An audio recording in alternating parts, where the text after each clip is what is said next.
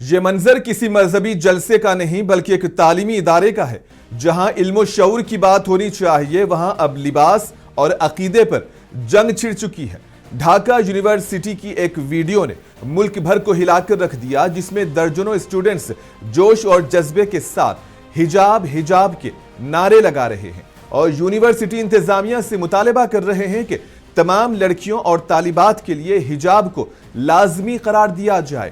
تاہم خواتین کے حقوق کے لیے سرگرم تنظیموں نے اس مطالبے پر شدید تنقید کی ہے۔ ان کے مطابق لباس کا انتخاب ہر خاتون کا ذاتی حق ہے اور کسی بھی تعلیمی ادارے کو یہ اختیار حاصل نہیں کہ وہ کسی مخصوص لباس کو تمام طالبات پر مسلط کر دے۔ یہ واقعہ ایک بہت نازک اور پیچیدہ مسئلے کو اجاگر کرتا ہے، جہاں مذہبی آزادی، خواتین کے حقوق اور اقلیتوں کے تحفظ جیسے بنیادی اصول آپس میں ٹکرا سکتے ہیں۔ اس تمام صورتحال کے باوجود ڈھاکہ یونیورسٹی کی انتظامیہ یا حکومت کی جانب سے اب تک کوئی باضابطہ بیان سامنے نہیں آیا ہے۔ یہ خاموشی خود ایک سوالیہ نشان بن چکی ہے اور اس کال نے خواتین کے حقوق اور انتخاب کی آزادی پر شدید بحث شروع کر دی ہے۔